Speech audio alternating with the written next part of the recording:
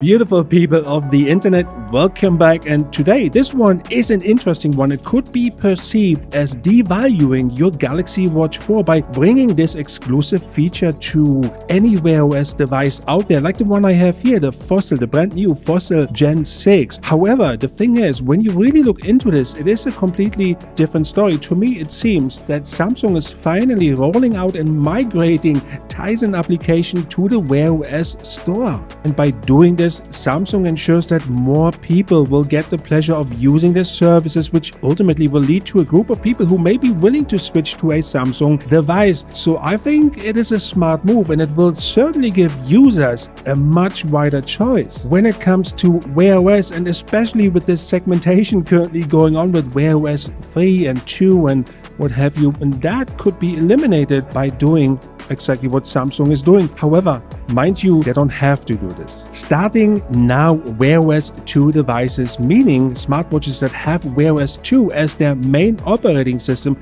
will be able to download Samsung Internet as of right now. We have seen this on the Galaxy Watch 4 not long ago, and your response to that video was simply amazing. The question I have today, though, is this the fully functioning internet browser we also get on our Galaxy Watch 4 watches? Because companies like to put in these weird limitations sometimes. So let's check it out. Okay, so today I'm using the Fossil Gen 6, and I know that others have confirmed usage for other devices. All will be linked below or at the end. You do what you do. You go to the Google Play Store, search for the Samsung Internet Browser, download, install it. Voila!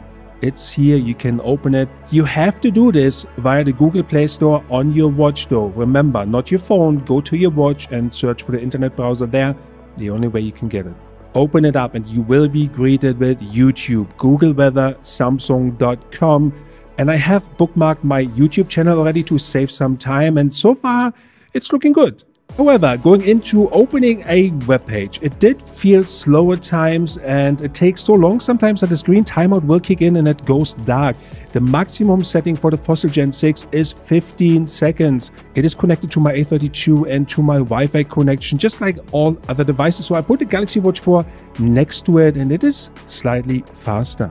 Especially when it comes to the screen timeout, it will not influence your browsing experience. The 15 seconds is the maximum on the Fossil Gen 6, and it's kind of annoying, sorry. So what about watching YouTube videos? Well, let's see how that goes down. This one is super interesting. By now, we know that the Tizen will come in 3 different configurations: base, plus, and ultra. So yeah, it all works fine. And if your watch has speakers, if your Wear OS 2 device has speakers, then you will be able to watch a YouTube video like I've just shown you.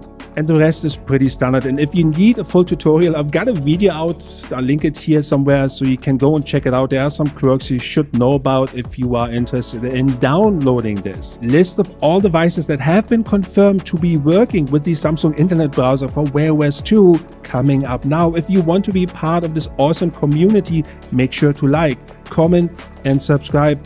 It's always welcome. Peace out.